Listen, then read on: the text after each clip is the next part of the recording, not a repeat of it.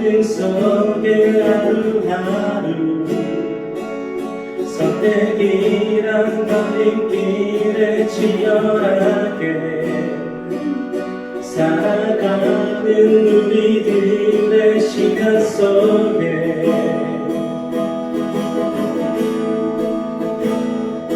매일같이 사랑이란 이름으로 하루 종일 동행하며 영원으로 이끄시는 진실하신 아름다운 노래하리. 주의 얼굴을 구하는 이 자리 반가운 주의 음성으로 강으로 메마른 우리의 목마름을 채우고 주의 나를 구하는 이곳에 영원한 주의 약속으로 우리의 마음 우리의 몸이 기뻐합니다. 다시 한번 고백합니다. 매일매일 반복되는 갈등 속에 하루하루 선택이란 갈림길에 치열하게 살아가는 우리들의 시간 속에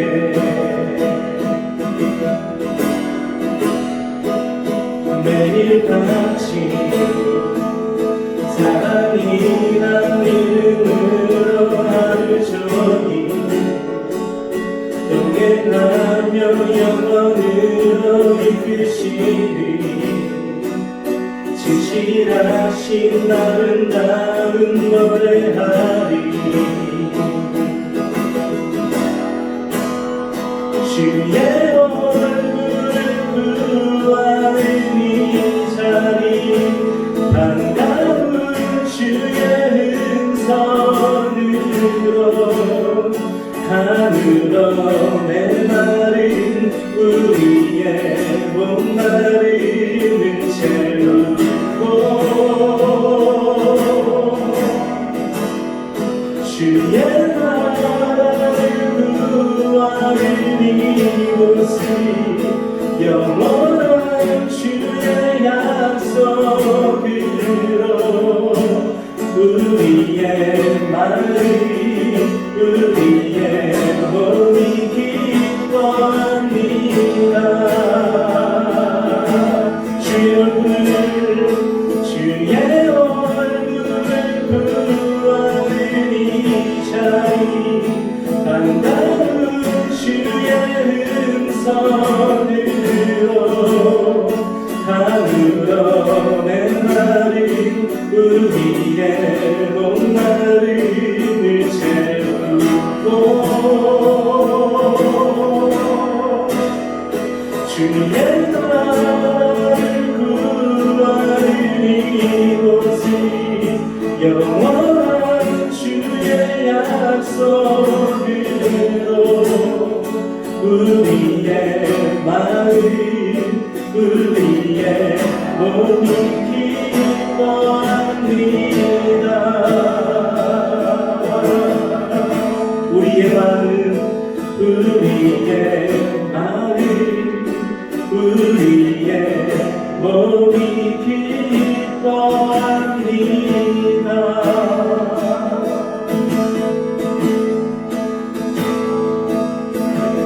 힘들은 마른 끝까지 시들은 나의 영혼 주님이 약속한 성령 간절히 기다리네. 가뭄 없는 마른 땅 내리시는 성령의 감미를 부어 새 생명 주옵소서.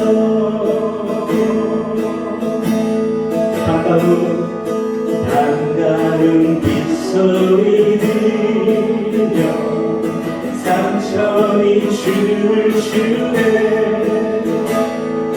봄비로 내리는 성령 내게도 주옵소서.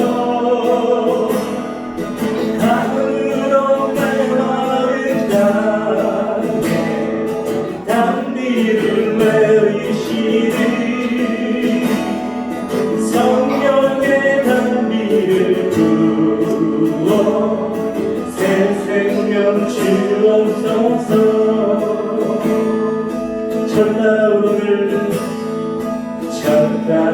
천가나우로를 내려 저놈이 무성하니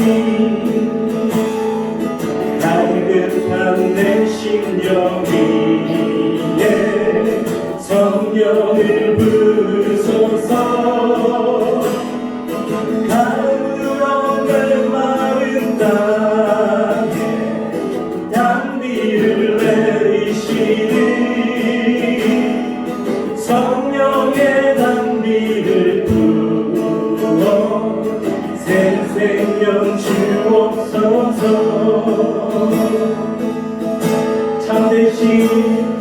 참되신 사랑의 언약 어길 수 있사오랴. 오늘의 흡족한 은혜 주실 줄 믿습니다.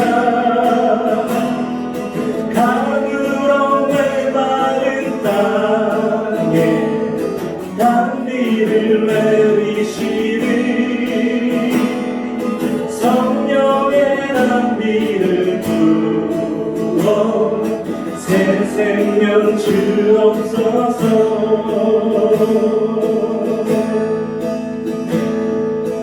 가물어 메마른 땅에 단비를 내리시는 성령의 단비를 부어 새 생명 주옵소서.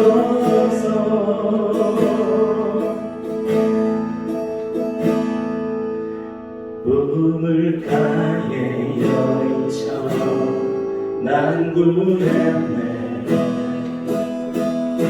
헛되고 헛된 것들을 그때 주님 하신 말씀 내 샘에와 생수를 마셔라. 많고 많은 사람들이 찾았었네. 헛되고 헛된 것들을 주 안에 감추인 모래 세상 것과 난 비길 수 없네. 오 주님 채우소서. 나의 잔을 높이립니다. 하늘 양식 내게 채워주소서. 넘치도록 채워주소서. 내 친구여 거기서 돌아오라. 내 주의 넓은 품으로 우리 주님 너를 반겨 그 넓은 품에 주시리 오 주님 오 주님 채우소서 나의 잔을 높이립니다 하늘 양식 내게 채워주소서 넘치도록 채워주소서 오 주님 채우소서 나의 잔을 높이립니다 하늘 양식 내게 채워주소서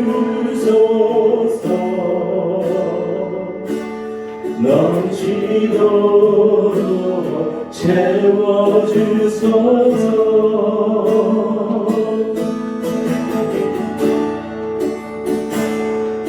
나의 영혼이 나의 영혼이 잠잠히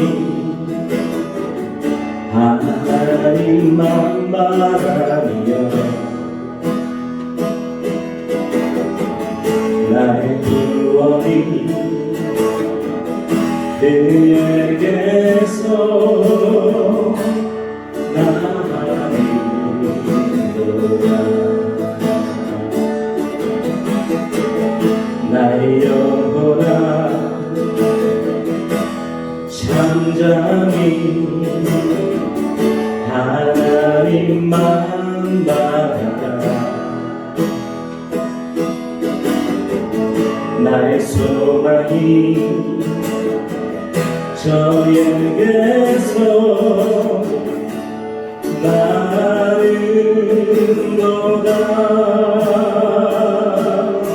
오직 주만이 나의 산소 나의 구원이시니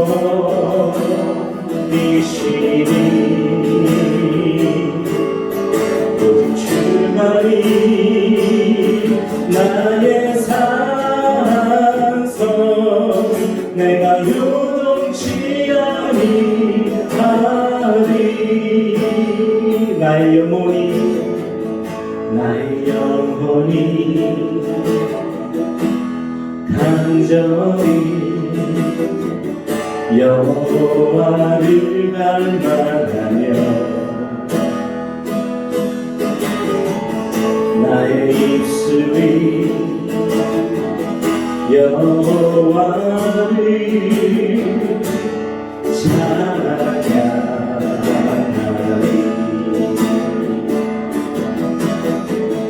나의 영혼이 즐거이 여호와를 따르니 나의 평생에 여호와를 송축하리 오직 주만이 나의 반석 나의 구원이시니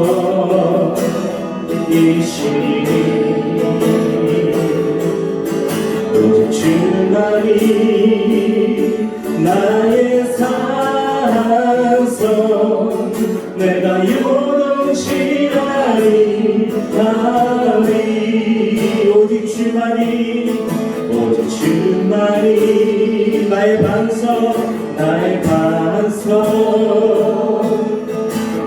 구원이시니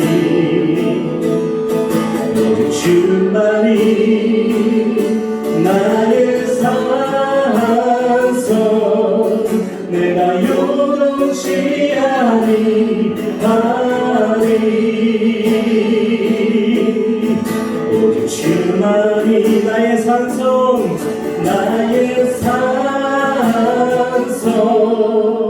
내가 요동치 아니하리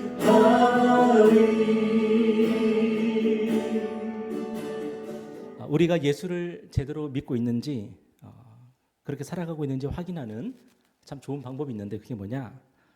우리가 예수 때문에 오늘도 손해본 게 있는가? 요즘 우리가 예수님 때문에 손해를 보고 있는 게 있는가? 그거를 보면 잘 알 수 있을 거라고 생각합니다. 일제강점기 때 조선 사람들은 누구나 손해를 보며 살았을 것입니다.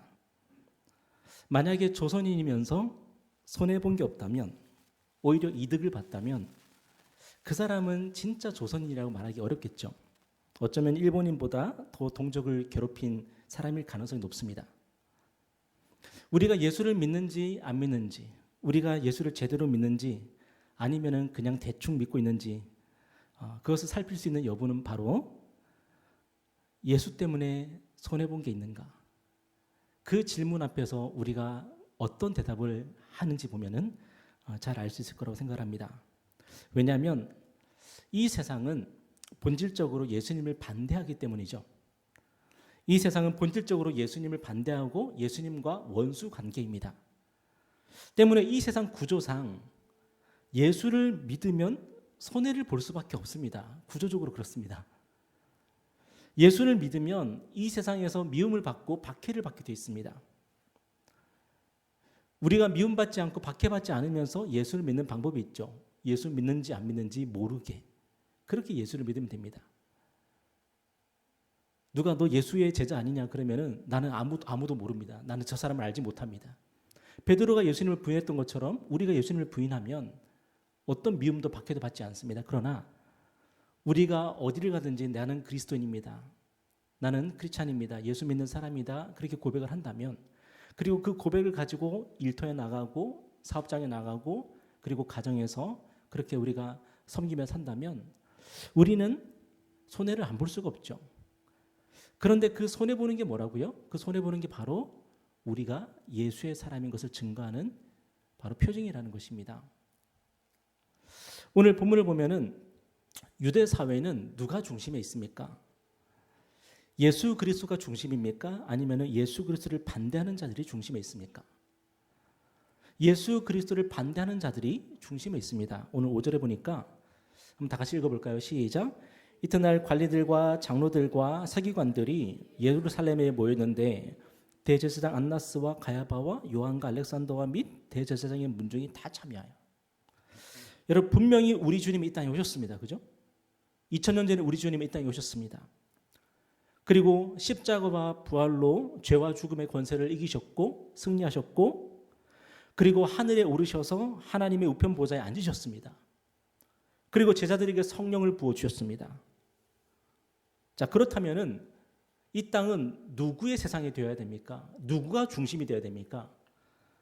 예수 그리스도가 중심에 있어야 될 것 같지 않습니까? 그런데 지금 오늘 본문에 보니까 이 세상의 권세는 누구 차지입니까?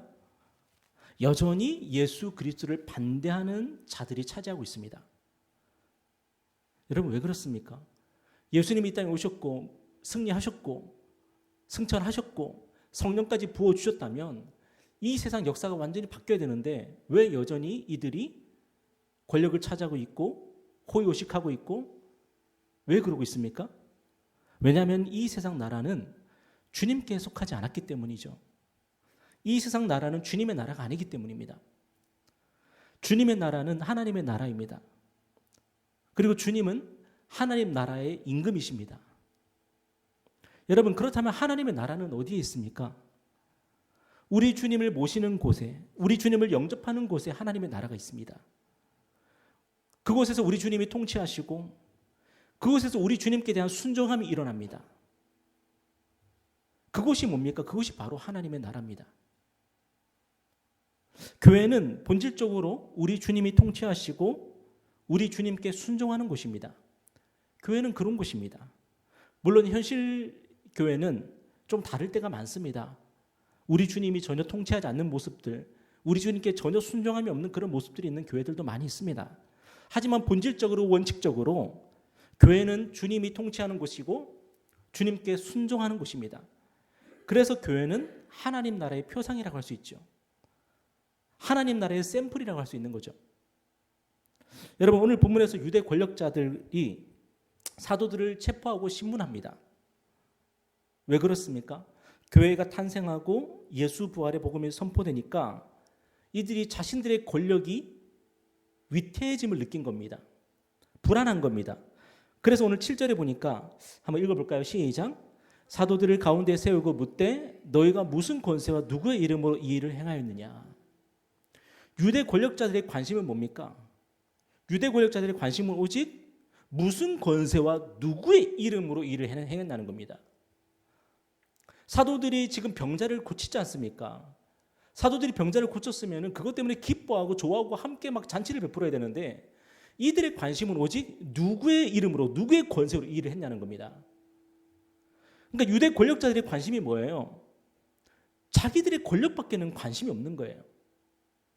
그들은 유대 안에서 일어나는 모든 일들이 자신들의 권세와 이름으로 진행되어야 된다고 생각을 하는 겁니다.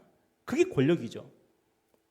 권력이란 자신들이 하는 일, 자신들이 허락하는 일, 이런 일들만 일어나야지 우리의 권세, 우리의 이름 밖에서 어떤 일이 일어나면 불안해하는 것, 이게 바로 권력 아닙니까? 그런데 지금 사도들이 지금 무슨 일을 하고 있어요?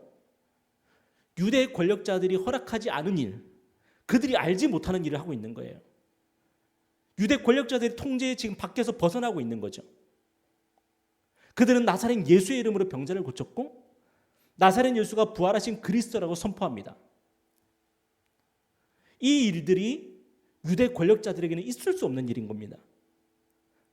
사도들이 아무리 착한 일을 하고 좋은 일을 하고 선한 일을 할지라도 그게 중요한 게 아닌 겁니다. 자신들의 권력을 공고히 하는 일이 아니라면, 자신들의 권력을 위태롭게 만드는 일이라면 가만히 두고 보지 않습니다. 수단과 방법을 가리지 않고 사도들이 하는 일을 막으려고 하는 겁니다. 그게 뭡니까? 그게 바로 권력이라는 거죠. 여러분, 그렇지만 사도들은 어떻게 했습니까? 그런 유대 권력자들에게 굴복했습니까? 굴복하지 않았습니다. 왜냐? 사도들은 이 세상의 권세와 권력보다 더 큰 권세와 권력 앞에 그들은 굴복했고 순종함으로 나가고 있기 때문입니다. 오늘 8절 한번 보세요. 다 같이 읽겠습니다. 시작. 이에 베드로가 성령이 충만하여 이르되 백성의 관리들과 장로들아. 여러분, 베드로가 뭐에 충만했다고요? 성령으로 충만했다는 겁니다. 여러분, 성령 충만이 무엇입니까?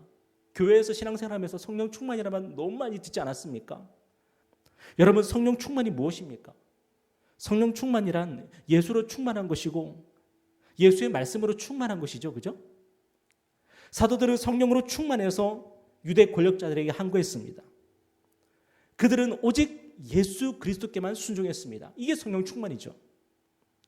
가끔 성령 충만을 말하는 사람들 중에서 또 성령 사역을 말하는 사람들 중에서 괴상한 모습으로 막 모습이 바뀌는 그런 경우들을 보게 됩니다.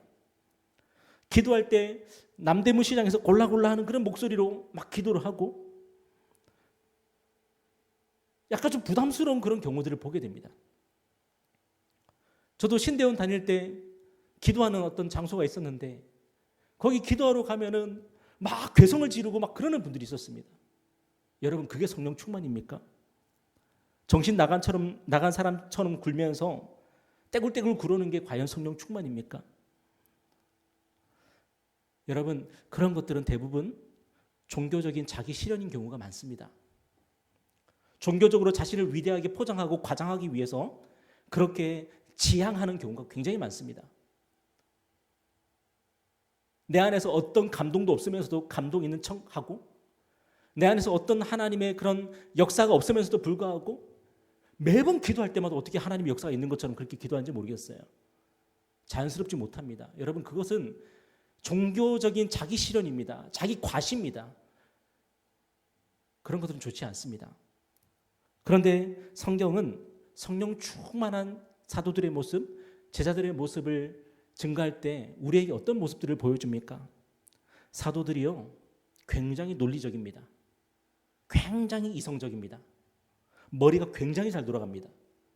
그리고 사도들은 굉장히 매력적입니다. 왜냐? 성령께서는 우리가 성령 충만하게 되면 우리의 지성과 우리의 감성과 우리의 의지를 더욱 활성화시키기 때문에 그렇습니다. 우리가 뭐 그런 얘기 듣지 않습니까? 인간은 평생 살면서 뇌의 몇 %밖에 못 쓴다 그런 얘기 듣지 않습니까? 우리는 닫혀져 있습니다. 눌려 있습니다. 그런데 성령께서 오시면, 성령께서 임하시면, 성령 충만을 받으면 그게 열리는 겁니다. 그래서 우리의 지성과 감성과 의지가 더욱더 활발하게 활동하기 시작하는 겁니다. 사람들이 현명해지고 똑똑해지고 논리적이게 되고 그리고 더 잘 공감하게 되고 그리고 훨씬 더 신실해지고 성실하게 어떤 일들을 감당하게 되고 더 좋은 사람이 되는 겁니다. 한마디로 말해서 괴상한 사람이 되는 게 아니라 성령께서는 우리를 매력적으로 만드시죠. 멋지게 만드십니다. 훨씬 더 인간답게 만드십니다. 그런 일을 하시는 분이 바로 성령님이시고 우리에게 성령을 보내주신 우리의 주님이십니다. 그런데 우리가 이 활성화된 지성과 감성과 의지를 가지고 하는 일이 뭘까요? 성령 충만함을 받은 사람들은요, 그 활성화된 지성과 감성과 의지를 가지고 예수 그리스도를 지향합니다. 그분을 목적으로 살게 되고요, 그분께 순종하고요, 그분을 드러내고요, 그 모든 것들을 바로 자신의 지성을 통해서, 감성을 통해서, 의지를 통해서 그렇게 섬깁니다. 예수 그리스도의 충직한 종이 되는 거죠. 예수 그리스도의 지혜로운 청지기가 되는 거죠. 이것이 바로 성령 충만입니다. 여러분, 저는 여러분이 성령으로 충만하기를 바랍니다. 성령 충만하여서 뭘 할까요? 성령께서 오시면은 저와 여러분의 삶을 예수를 위해 드리게 만듭니다. 예수를 섬기게 만듭니다. 그리고 성령께서는 우리가 얼마나 죄인인지, 우리가 얼마나 연약한 존재인지를 깨닫게 하십니다. 여러분, 그 성령을 여러분 받으시고 오직 예수를 위해 살아가는 저와 여러분 되었으면 좋겠습니다. 예수와 관련이 없는 것은 아무것도 성령이 아닙니다. 여러분 믿으십시오. 악령일 수도 있습니다. 그런 것들은. 예수와 관련 있지 않는 것은 성령이 아닙니다. 성령님은 오직 예수와 우리를 연관시키십니다. 예수만을 보게 하시고 예수만을 증거하게 하시고 예수만을 사랑하게 하십니다. 왜냐? 성령님은 예수의 영이기 때문입니다. 그 성령을 받으십시오. 그래서 오늘 본문의 사도들은 성령 충만해서 어떤 삶을 살았습니까? 그들은 착한 일을 했다는 겁니다. 여러분, 착한 일. 우리가 자녀들에게 늘 뭐라고 말했습니까? 착하게 살아야 돼, 착하게 살아야 돼, 그러지 않습니까? 조카들에게 착하게 살아야 된다, 그러지 않습니까? 그런데 진짜 착하게 사는 방법이 뭐냐면 성령을 받는 것입니다. 우리 한번 9절 볼까요? 다 같이 읽겠습니다. 시작. 만일 병자에게 행한 착한 일에 대하여 이 사람이 어떻게 구원을 받았느냐고 오늘 우리에게 질문한다면, 우리가 성령으로 충만할 때 우리의 지성과 감성과 의지를 가지고 우리는 그리스도께 순종하게 되고 또 그리스도를 증거하게 됩니다. 그런데 그 삶을 한마디로 말하면 어떤 삶이냐? 바로 그게 진짜 착한 삶입니다. 착한 삶. 창세기 1장이 증거하는 것처럼 하나님이 보시기에 좋았더라. 하나님이 보시기에 좋았더라가 뭐예요? 착했더라는 겁니다. 하나님은 우리를 선한 일을 위해서, 착한 일을 위해서, 좋은 일을 위해서 우리를 창조하셨는데 바로 우리가 성령을 받으면은 우리의 삶이 그렇게 된다는 겁니다. 하나님 보시기에 선한 일을 위해서, 좋은 일을 위해서, 착한 일을 위해서 우리가 살게 되는 거죠. 여러분, 그런데 왜 굳이 우리가 성령 충만해야 됩니까? 그냥 그렇게 살 수는 없는 겁니까? 이 착한 삶, 하나님 보시기에 좋은 삶은 절대로 우리의 힘으로 살 수 없기 때문입니다. 우리의 힘으로는 절대로 그런 삶을 살 수 없기 때문에 성령을 받아야 되는 것이고 성령 충만해야 되는 것입니다. 여러분, 저와 여러분이 우리의 힘으로, 우리의 의지로 사는 삶은 어떤 삶입니까? 결국 우리 자신을 위하고 우리 자신을 드러내는 삶일 수밖에 없습니다. 명분이 아무리 좋아도, 아무리 그럴듯하게 포장했어도 결국 그 삶은 우리 자신의 뜻을 이루는 삶이죠. 하지만 우리가 성령으로 충만하면 우리 자신을 내려놓을 수 있게 됩니다. 여러분, 이게 대단한 겁니다. 성령 충만한 사람은 자기를 포기할 수 있습니다. 그래서 그게 놀라운 것입니다. 이 세상 누가 나를 내려놓을 수 있고 나를 포기할 수 있습니까? 그런데 성령을 충만을 받으면 내가 내려놓아지는 거고 나 자신으로부터 해방이 되는 겁니다. 불교 철학을 열심히 공부하고 또 수행하는 분들은 자기 자신으로부터 해방되기 위해서 그렇게 안간힘을 쓰고 살지 않습니까? 그렇게 안간힘을 쓰고 살아요. 그런데 저와 여러분에게 하나님은 그렇게 열심히 수행하고 열심히 노력하면은 우리 자신으로부터 해방될 수 있다고 말씀하시는 게 아니라 우리에게 뭐라고 말씀하세요? 우리가 주 예수 그리스도를 믿어서 성령을 받으면 된다고 말씀하십니다. 내 안에서 그런 능력이 없고 주 예수께서 주시는 그 능력으로 우리 스스로로부터 해방되라고 말씀하십니다. 사도 바울의 표현대로라면 뭐냐? 우리의 자신을 십자가에 못 박는 것입니다. 그리고 이제는 내가 사는 것이 아니라 내 안에 그리스도께서 사시는 것입니다. 성령께서는 우리 안에서 바로 그 일을 하십니다. 오늘 10절 한번 보세요. 10절 다 같이 읽겠습니다. 시작. 너희와 모든 이스라엘 백성들은 알라. 너희가 십자가에 못 박고 하나님이 죽은 자 가운데서 살리신 나사렛 예수 그리스도의 이름으로 이 사람이 건강하게 되어 너희 앞에 섰느니라. 사도들은 병자를 고쳐 일으킨 후에 나사렛 예수의 이름을 선포했습니다. 여러분, 그런데 이게 쉬운 일 같습니까? 만약에 우리가 병자를 고쳤다면 무슨 일이 벌어질까요? 우리는 우리 자신에게 영광을 돌리기 시작할 것입니다. 우리는 금방 교만해질 것이고 다른 사람을 하수로 보게 되고 업신여기게 될 것입니다. 아무리 많은 병자를 고치고 아무리 많은 교회를 세우고 부흥시켜도 그것은 어떤 삶입니까? 나를 실현하고 나를 세우고 나를 과시하는 그런 삶에 불과한 것입니다. 그런데 사도들은 성령을 받았기 때문에, 성령으로 충만했기 때문에 그들은 병자를 고치는 놀라운 이적을 베풀고 그들은 즉시 예수 그리스도를 선포하기 시작했습니다. 여러분, 이제 말씀 맺겠습니다. 그렇다면 저와 여러분은 오늘 무엇을 받아야 됩니까? 성령을 구해서 받아야 됩니다. 그래서 성령 충만해야 됩니다. 그렇지 않으면 저와 여러분은 저와 여러분의 종으로 살게 될 것입니다. 나 자신의 종으로 살게 될 것입니다. 여러분, 그렇다면 우리가 어떻게 하면 성령 받습니까? 여러분, 성령 받는 비결은 딱 하나밖에 없습니다. 우리 죄를 회개하고 예수 그리스도를 믿고 영접하는 것입니다. 오늘 사도행전 4장 11절 12절 한번 읽겠습니다. 시작. 이 예수는 너희 건축자들이 버린 돌로서 집 모퉁이의 머릿돌이 되었느니라. 다른 이로서는 구원을 받을 수 없나니 천하 사람 중에 구원을 받을 만한 다른 이름을 우리에게 주신 일이 없음이라 하였더라. 여러분, 예수님이 누군지 알아야 됩니다. 그래야지 예수님을 믿든지 말든지 할 거 아니에요? 여러분, 예수님은 누구십니까? 이게 정리가 안 돼서 예수님을 잘 못 믿는 거거든요. 예수님은 누구십니까? 이 세상 건축자들에게 버림받은 돌입니다. 이 세상에게 버림받으신 분이십니다. 그런데 하나님은 그 돌을 가지고 하나님 나라와 교회의 머릿돌을 삼으셨습니다. 그분이 바로 예수님이십니다. 우리 예수 그리스도는 이 세상에게 버림받은 분이신데 하나님은 그분을 택하여서 온 교회의 머리로 삼으셨습니다. 그분이 바로 우리 주 예수 그리스도십니다. 그렇다면 오늘 저와 여러분이 예수를 믿고 영접한다는 것은 어떤 의미가 있는 겁니까? 그 예수는 누굽니까? 이 세상에게 버림받은 분이고 하나님께 선택받은 분이에요. 여러분은 그분을 믿으시겠습니까? 여러분은 그분을 영접하시겠습니까? 여기서 여러분이 생각을 잘 하셔야 되는 겁니다. 왜냐하면 그분은 이 세상에게 선택된 분이 아니기 때문입니다.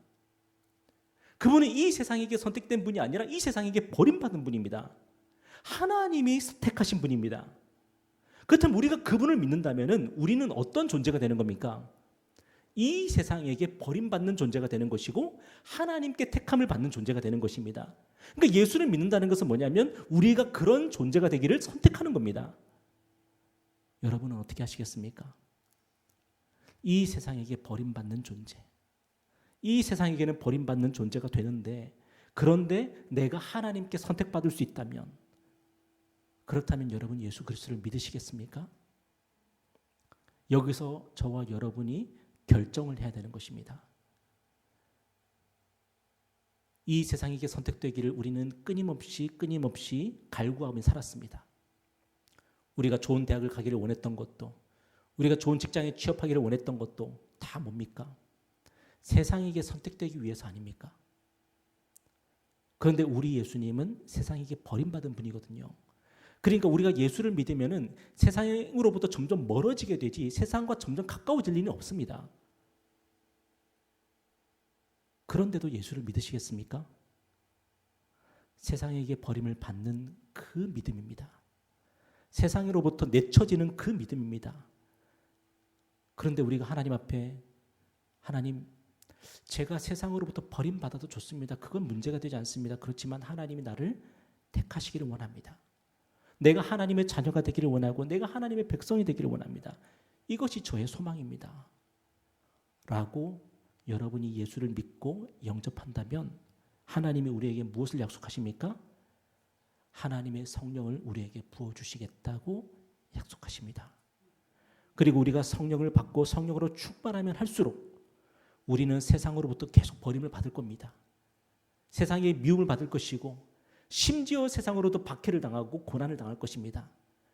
그런데 그럴수록 우리는 누구와 가까워지게 됩니까? 하나님과 가까워지고 우리 주님과 가까워지고 우리는 성령으로 충만한 삶을 살게 되는 것입니다. 오늘날 많은 그리스도인들이 굉장히 어정쩡한 인생을 살아갑니다. 왜냐하면 하나님께도 택함을 받고 세상에게도 택함을 받으려고 하기 때문이에요. 그래서 이 중간 교집합 자리를 자꾸만 찾습니다. 정말 애매합니다. 그래서 어정쩡합니다. 성령 충만할도 못하고 세상에서도 정말 신앙생활 애매하게 합니다.